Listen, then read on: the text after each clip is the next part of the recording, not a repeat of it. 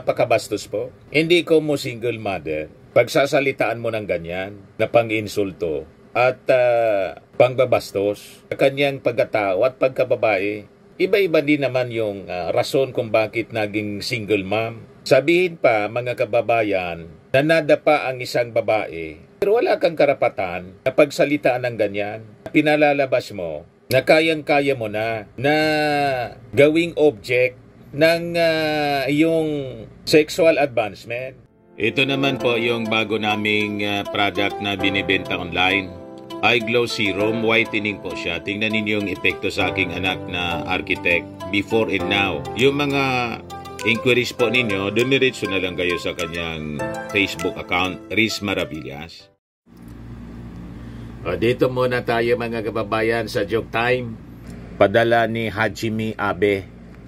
May isang engineer na the same time, inventor mga kababayan. Pumunta siya sa isang congressman mga kababayan para humingi ng suporta saka funding sa kanyang imbensyon. Pinakita niya kay congressman yung kanyang imbensyon na sasakyan na water-fueled engine.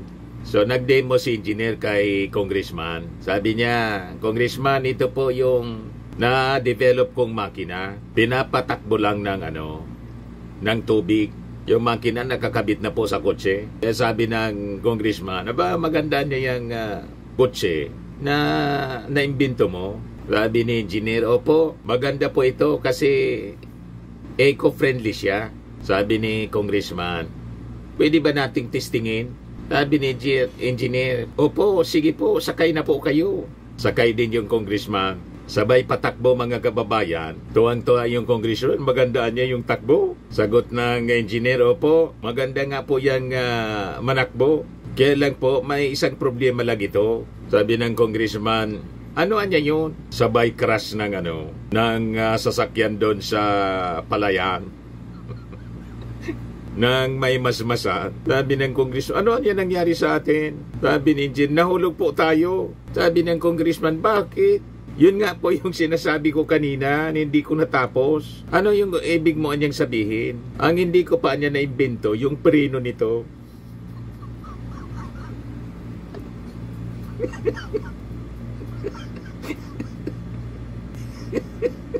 Nagdemo. Wala pa palang preno. Nadisgrasya sila.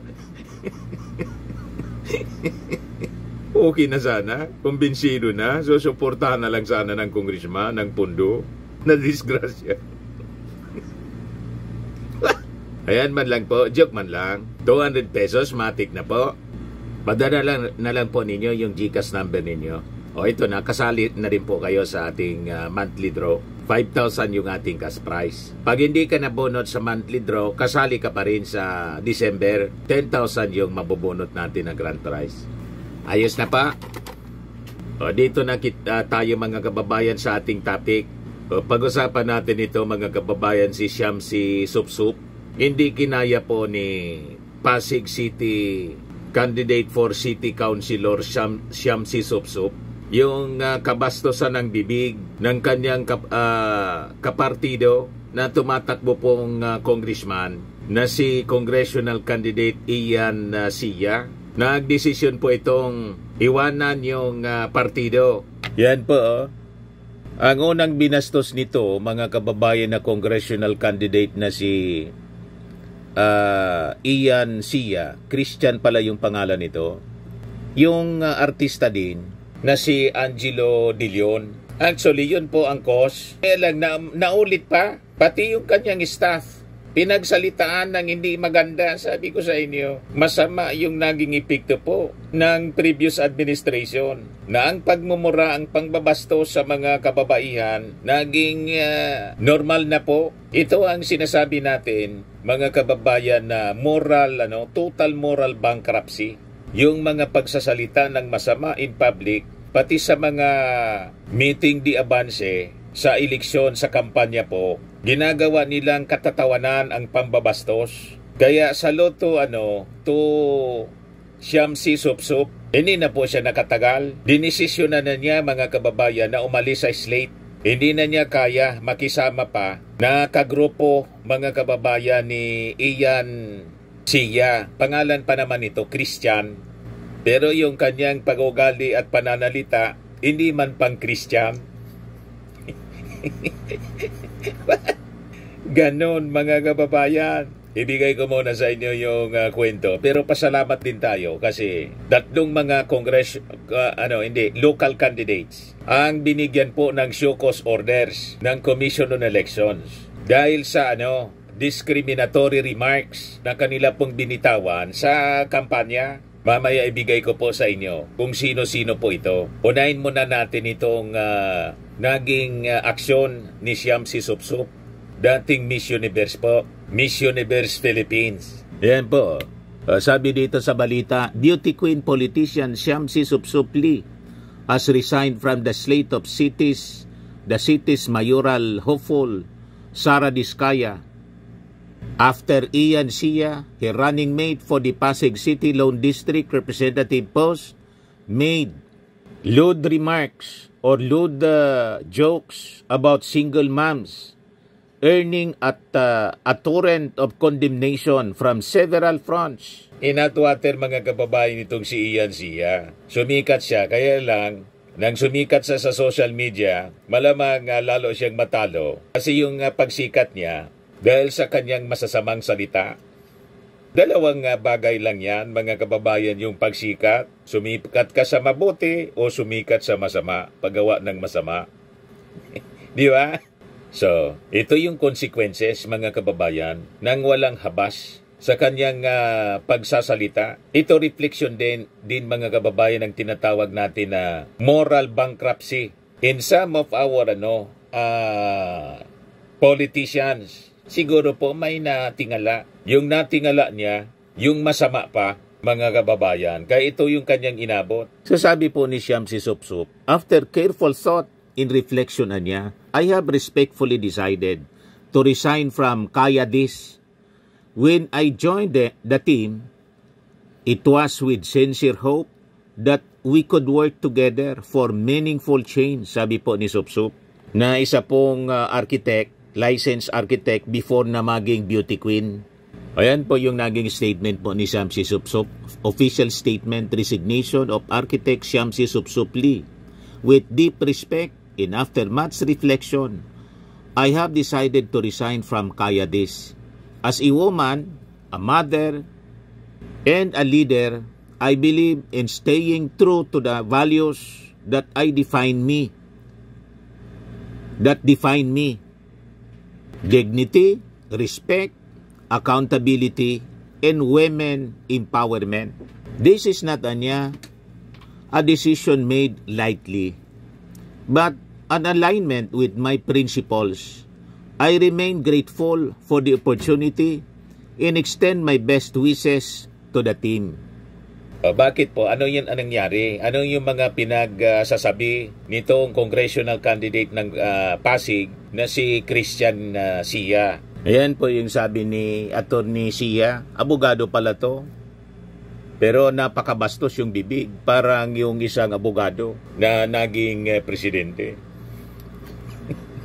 Malamang yun ang idol, mga kababayan. Yun ang influensya sa kanya. Kaya ganun siyang magsalita, mga kababayan. Yan Sabi niya, ito ang ambag ko sa mga solo parent ng Pasig. Minsan sa isang taon, ang mga solo parent na babae na niririgla pa, malinaw na niririgla pa at nalulungkot. Minsan sa isang taon, pwedeng sumiping ho sa akin. Sabi nitong si Ian Sia, joke man lang po yon daw. Sa kanya joke yon, kaya lang in bad taste po. Actually, ang unang nag-react nito, mga kababayan, si Angelo De Leon. Ayan po, Angelo De Leon Islam's Pasig candidate Ian Sia's remarks to single mothers. Kasi sa totoo lang, napakabastos po. Hindi ko mo single mother, pagsasalitaan mo ng ganyan, na pang-insulto at pangbabastos sa kanyang pagkatao at pagkababae. Iba-iba din naman yung rason kung bakit naging single mom. Sabihin pa, mga kababayan, na nadapa ang isang babae, pero wala kang karapatan na pagsalitaan ng ganyan. Pinalalabas mo na kayang-kaya mo na gawing object ng yung sexual advancement. Di po ba? O ngayon, in hot water, mga kababayan, itong si Ian Sia. Yan, si Angelo De Leon. City Councilor din siya. Sabi dito, De Leon criticized Sia for making such offensive remarks at a time when women and single mothers are being celebrated and recognized for their contributions to society. Kaya sabi po ni Angelo De Leon, bawal niya ang basto sa Pasig. Sabi ni De Leon, nakakagalit na sa katatapos lang ng buwan ng kababaihan at ngayon, buwan ng Abril, kung kailan pambansang ipinagdiriwang at kinikilala ang ating mga solo parents, makakarinig tayo ng napakabastos at nakakadiring pahayag sa mga babaeng solo parent sa isang pampublikong event na nagmula pa mismo sa isang abogadong kumakandidato para Kongreso. Bilang kasalukuyang chairperson ng Committee on Social Services and Solo Parent Affairs ng Sangguniang Panlunsod ng Pasig at bilang isang babaeng minsan din naging isang solo parent, nararamdaman ko ang labis na inis at pagkadismaya ng kababaihan at mga solo parent sa mga pahayag na ito, sabi po ni Angelo De Leon. Ayan yung naging post niya, mga kababayan, noong last Wednesday. So sabi ni Angelo De Leon, ang ganitong uri ng mga salita ay hindi lamang nakakainsulto sa mga kababaihan, kundi pati na rin sa ating lipunan. Ang pagkakaroon ng respeto at dignidad para sa iba, anuman ang kasarian o estado sa buhay, ay isang mahalagang prinsipyo na dapat isinusulong ng bawat isa at mas lalo na sa mga nagnanais maglingkod sa ating pamalaan at sa mga Pasigenyo. O ulitin ko, bawal ang basto sa Pasig. Tama, mga kababayan, at ngayon umaksyon na yung COMELEC. At hindi lang itong si Ian, Sia, kundi sa dalawa pa na mga local candidates, na mga bastos, mga kababayan, ang mga bibig. Ayan po. Si Governor Peter Onabia, Misamis Oriental, gubernatorial candidate, tapos si Vice Mayor J. Ilagan, Batangas gubernatorial candidate. May show cause order sila mula sa COMELEC. Sabi diyan, COMELEC issues show cause orders to 3 local candidates over discriminatory remarks. The COMELEC has issued show cause orders to 3 local candidates over alleged violations of Resolution number 11116 o itong tinatawag na Anti-Discrimination and Fair Campaigning Guidelines for the May 2025 national and local elections. So pinagpapaliwanag sila. Ngayon, baka ma-disqualify. Buti nga kung ma-disqualify sila, mga kababayan. Kasi walang lugar dapat sa public office ang mga ganitong uri ng tao, mga bastos, di ba? So sabi dyan po, mga kababayan, sa balita, Pasig City Congressional Candidate Attorney Ian Sia was cited for a remark made during a campaign event on April 3, where he was quoted as saying, ito ang ambag ko sa mga solo parent ng Pasig. Minsan sa isang taon, ang mga solo parent na babae na nirerigla pa, malinaw na nirerigla pa at nalulungkot, minsan sa isang taon, pwedeng sumiping ho sa akin. Napakasama na statement, mga kababayan. Wala pa akong narinig na ganyan. At least dito sa amin, walang nagsasalita na ganyan. In public po. Kaya lang, mga kababayan, sabi ko nga, in the previous administration, naging normal yung pagmumura, pambabalahura sa mga kababaihan. Ayun, natingala ng mga local candidates. O ito na ngayon ang resulta. Dumami yung mga politikong bastos. You see? Kaya pipili po tayo. Pag nating paintulutan ng ganitong uri ng mga leader na sisweldohan from the taxes of the Filipino people, mga kababayan. So mabuhay ang COMELEC kasi umaksyon na sila, mga kababayan, ngayon. So sabi dito, COMELEC flagged the statement as a potential act of gender-based harassment and discrimination against women under Section 3 of the resolution. And Misamis Oriental gubernatorial candidate and incumbent Governor Peter Onabia was also directed to explain statements he made on the same date suggesting that only attractive women should be nurses. Ayan yung sinabi nitong gubernatorial candidate, Governor Peter Unabia ng Misamis Oriental. Sabi niya, kining nursing para ra ni sa mga babayi, dili pwede ang lalaki. And kato pag yun, mga babayi, mga gwapa, dapat daw maganda, gwapa. Dili man pwede ang maot o pangit.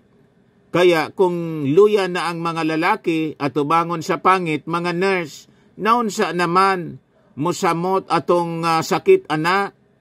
Ibig sabihin yata sa aking pagkakaintindi, kung pangit na niya, paano man kami anya, halimbawa yung pasyente, lalaki, paano siya makaka-recover kung ang attending nurse, pangit?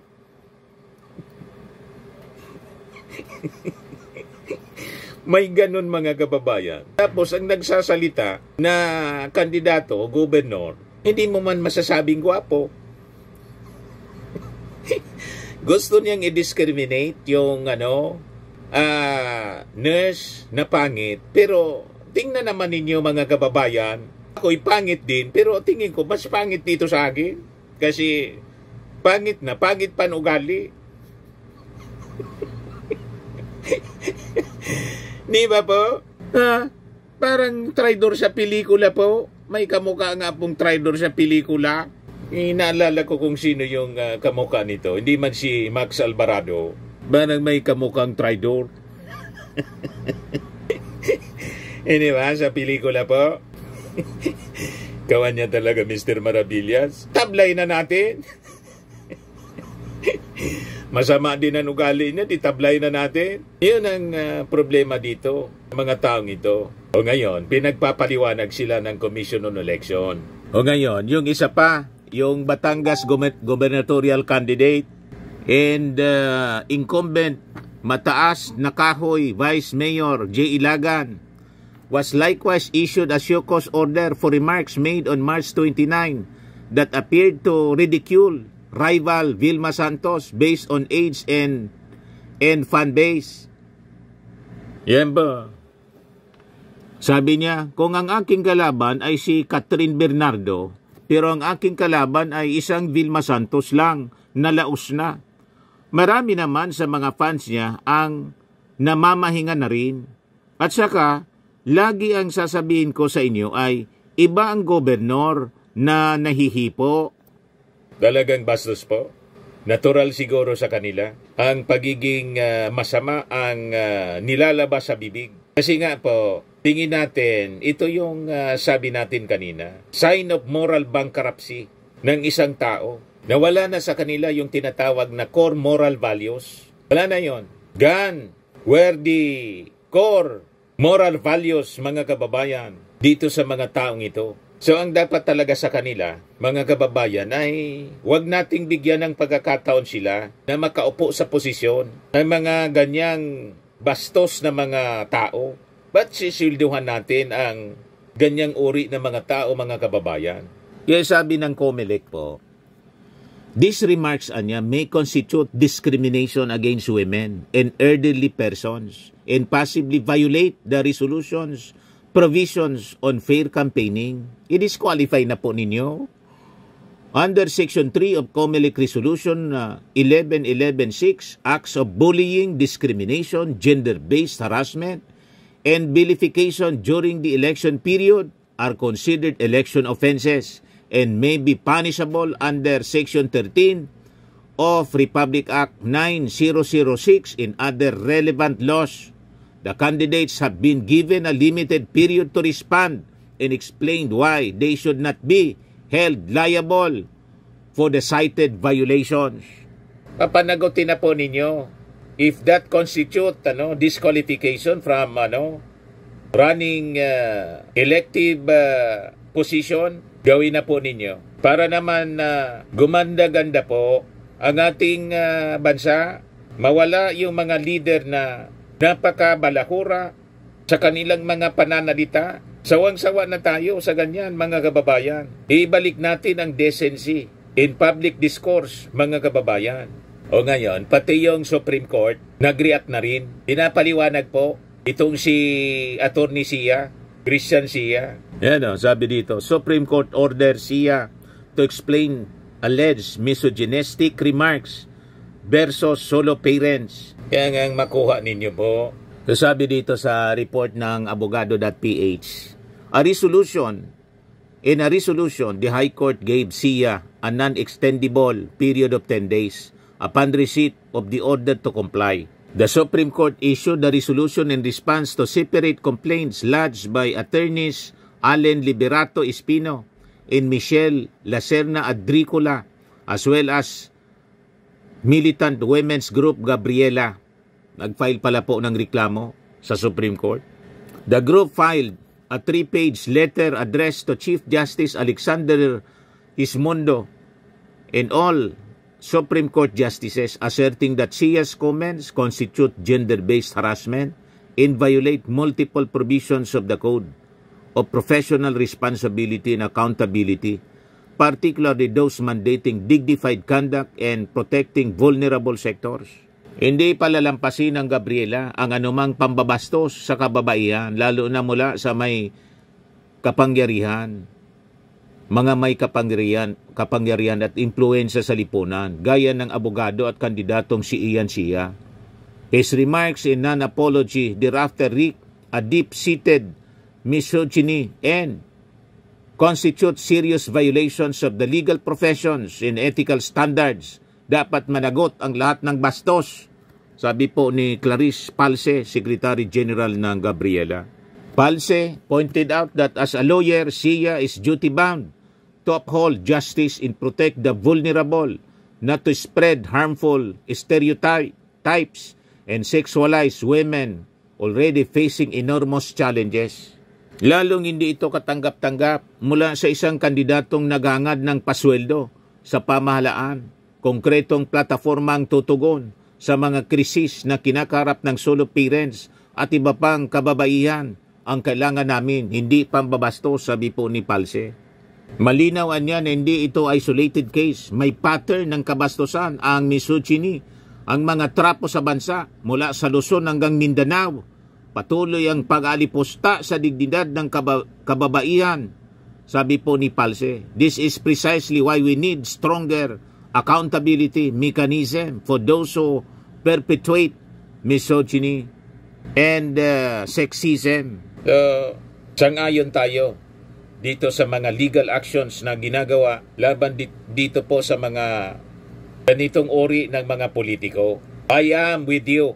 May isa pang kabastusan na ginawa itong siya. Walang kadala-dala itong si Attorney Ian Sia. Ayan ba? Sabi niya, kahit po ang mga staff ko po, typical po, puro lalaki. Isa lang po ang kasama kong babae, si Jaja. Jaja, ano ba itsura mo nung nakaraang 15 taon? Payat? Hindi. Nung nakuha ka na ni Ewing, mataba ka na. Nung magkasama pa lang tayo. Ito na ang katawan ni Jaja. Ang point ko ho, yan po ba ang magiging staff ng manyak? Di ho. Talagang natura siguro sa kanya yung pagiging bastos yung bibig. O diba, abogado pa naman po. Isang masamang halimbawa, mga kababayan na kakasira sa profesyon ng isang abogado. Dapat nito madisbar. Di ba po? Yes, sabi ng mga nag-react ito, kilala ko, taga rito ito sa amin, si Lynn Marciliana. Anak ng dating mambabatas din, dating mayor. Na kapartido ko, nung ako maging municipal councilor, dating Daraga Mayor Pete Marciliana, naging assemblyman. Sabi ni Madam Lynn T. Marciliana, tabuhay na yan, send him to The Hague, Netherlands. Dapat isama siya sa kaplaneta niya na nasa loob. Sabi ni De Leon Hedwig, Guy is hopeless. No amount of apologies will change anything. Disqualify him na. Sabi ni Cynthia Villamor, the more he talks, the more he incriminates himself. He sounds so pathetic, justifying his words and utterances such that he buries himself deeper into mud and dirt. He should just withdraw. Tama, mga kababayan. Ngayon, may isa pa rito, kapartido ni Digong. Ito po, sa pagpapakalat naman po ng fake news, si Lambino. Supreme Court issues show cause order against Attorney Lambino for spreading false information. Yan. The Supreme Court in Bank has given Attorney Raul Lambino 10 days within which to show cause why he should not face administrative action for spreading false information. In a Facebook live broadcast on March 11, 2025, Attorney Lambino falsely claimed that the Supreme Court had issued a TRO against the arrest of former President Rodrigo Duterte, discussed public confusion and misled the people about the Supreme Court's actions. You see, si Atty. Lambino, isa sa mga kandidato ng PDP laban, pero malabo man po na manalo. Hindi man kilala. Sila man lang sa PDP nakakakilala. You see, o ngayon, na-trouble pa siya for spreading fake news. You see, pinapaliwanag ng may show cause order yung Supreme Court.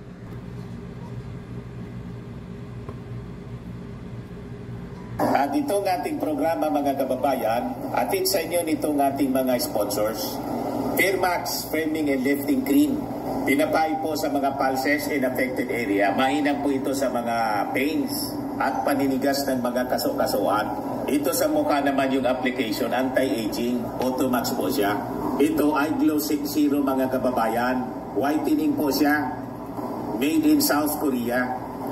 Ito naman po, Nengxia Red Mix Fruit Drink. Gawa po siya sa goji berry.